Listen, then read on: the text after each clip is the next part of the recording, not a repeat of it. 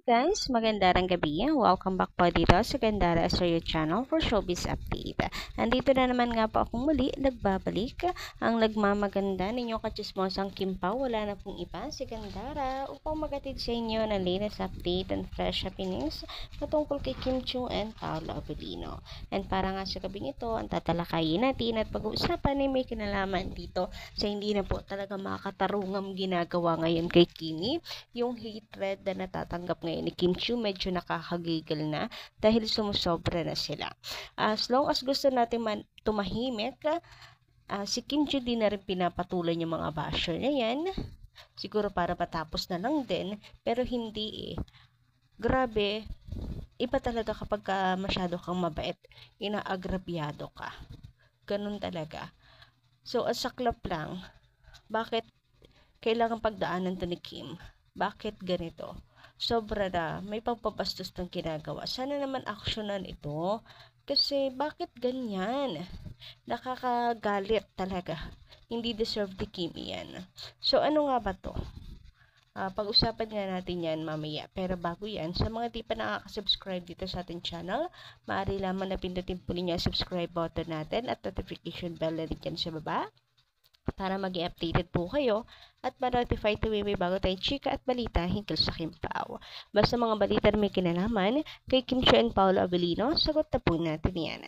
So, ito na nga guys, simulan na natin. Nakita nyo na rin to siguro, no?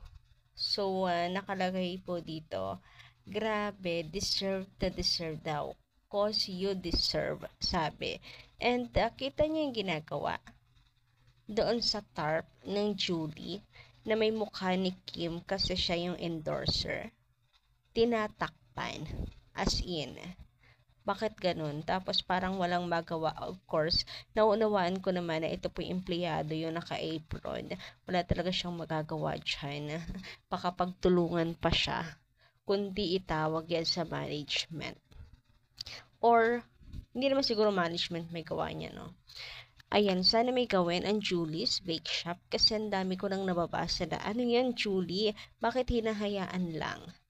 Siguro, bibigyan niya na action for sure kasi ano nila yan, si Kimi, endorser nila yan eh. Tingnan mo naman ang kawalang hiyain, kabastusan na po yung ginagawa kay Kim Chiu. Grabe. Kung kayo may karapatan maganyan, abay may karapatan din si Kim magsalita ng deserve dahil may freedom of speech tayo. Kayo ata, baliktad eh. Kayo yung walang karapatang gawin yan. Di ba? Anong nagawang mali sa inyo ni Kim Chiu? Dahil ang salitang deserve, grabe sarap pagsasampigahin sa isa ng mga taong makikitid ang utak. Parang isang napakalaking crime na nung pagsabi ng deserve ngayon. As in, lagi namang bukang bibigyan sa showtime yung salitang deserve. Ewan ko ba? Sa totoo lang tayo. Ayan. Kahit hindi ka fan ni Kimi, kung malinaw yung utak mo, kahit fan ka ni Tatay Digong and hindi ka fan ni Kim Chiu, kung malinaw ang utak mo, hindi mo babatikusin si Kim eh. Kasi ang layo naman talaga. Napaka-direct to the point naman tungkol sa mga resbackers yung spills na yun. So, hindi ko magets yung mga taong ganito. Ito tinakpan na talaga as in. Grabe, yung mukha ni Kim Chiu, pangbabastos na yan. Anyari, mga tao. Grabe, hustisya hustisya naman. Bakit ganyan? Anong ginawa sa inyo ni Kim Chiu, diba? Nakakagalit din talaga na umaabot po sa mga puntong to. So, sana bukas pagising natin, meron na pong action na gawin yung Julie dito. Kasi si Kim ginaganyan na nila Grabe, hindi mapigilan yung mga taong to.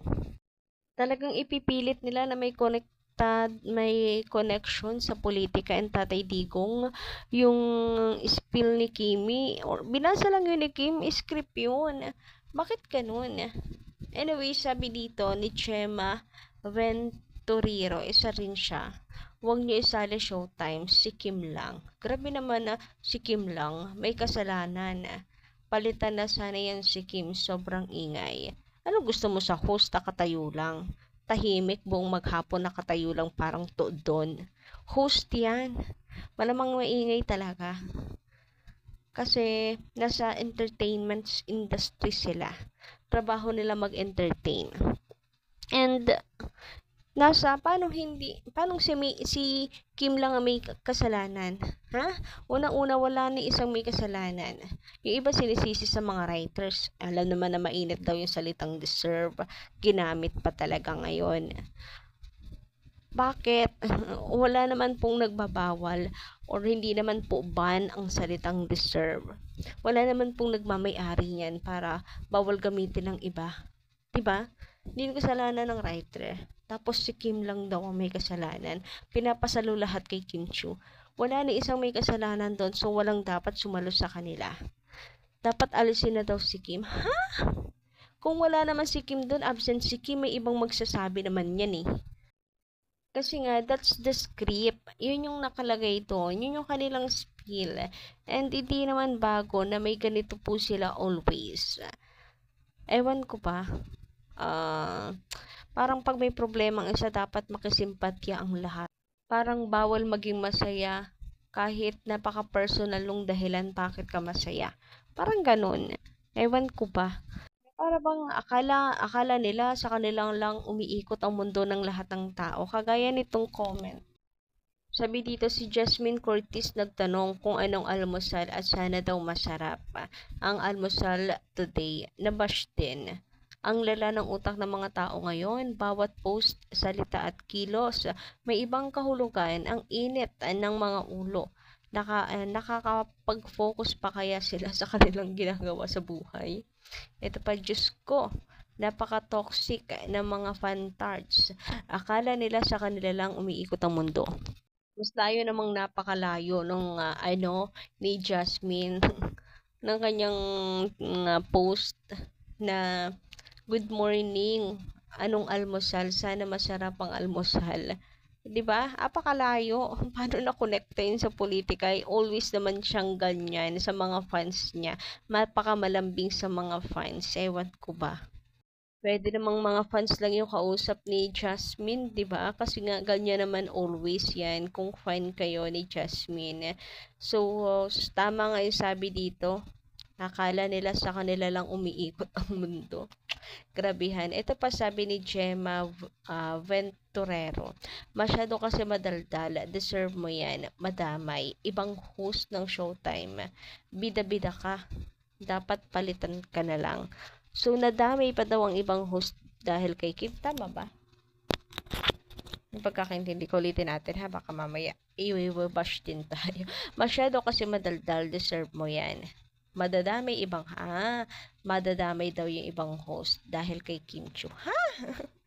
Ha? Ang gulo ng utak. Ang gulo ng utak, pati ako nagugulo na rin. Madadamay ang ibang host dahil kay Kim? Ano ba kasing kasalanan ni Kim ni hindi namin makita? Paki-spelling naman, charot. Naku madam, nasa utak nyo lang yan. Utak nyo lang yung nagsasabi niya na mayroong kasalanan si Kim Chiu, na may pinaparinggan si Kim Chiu. Minsan kasi, alam mo in real life talaga, in general guys. Minsan tayo lang din yung nagpapahirap sa sarili natin. Tayo lang din nagbibigay ng problema sa sarili natin. Tayo lang din, pinapahirapan lang natin yung mga sarili natin. Ganon. Kagaya nito. Pinapahirapan nyo lang yung sarili nyo. Binilahat na lang, dinadamay nyo, sus ko. Naku, Ma'am Gemma, itulog nyo na lang yan. Kasi mukhang bangag pa kayo at lakas lagi kayo atang puyat, kakabash, kakagawa ng issue. Kayo na lang din gumagawa ng issue. Pinapahirapan nyo yung sarili nyo. Binibigay nyo lang ng stress yung sarili nyo. Kayo na lang gumagawa na ikasasakit ang ulo nyo, sus ko. Samantala, sabi naman dito ni Madam Evelyn Ang, maybe trolls yan or basher ni Kim trying to connect whatever the script she delivered, because I think the topic was about their rest back contestants for TNT segment, and so I hope the writer would try to explain what the script was all about, because after all, I don't think the ABS management would be agreeable to that. May that person who tried judging Kim would try to apologize and clear Kim's name for everyone to be enlightened. Peace and light. So, nakapag-sorry naman na. May nag-sorry na kay Kim. Pero, the damage is done. Yes. And kumalat na siya. So, madami nang gumagatong. Parang wala na rin pong kwenta yung apology, yung pag-sorry. Kasi wala na, sinisira na ng tuluyan si Kim. Kita nyo ha, di ba nananahimik na tayo? Si Kim din, ang Showtime din nagpaliwanag na. Nananahimik na tayo para maputol to. Pero tingnan nyo yung hatred na natatanggap pa rin ni Kim Chiu until now. Di ba parang palala pa nga ng palala. Tapos nauungkat pa yung dating naging issue pa ni Kim Chiu.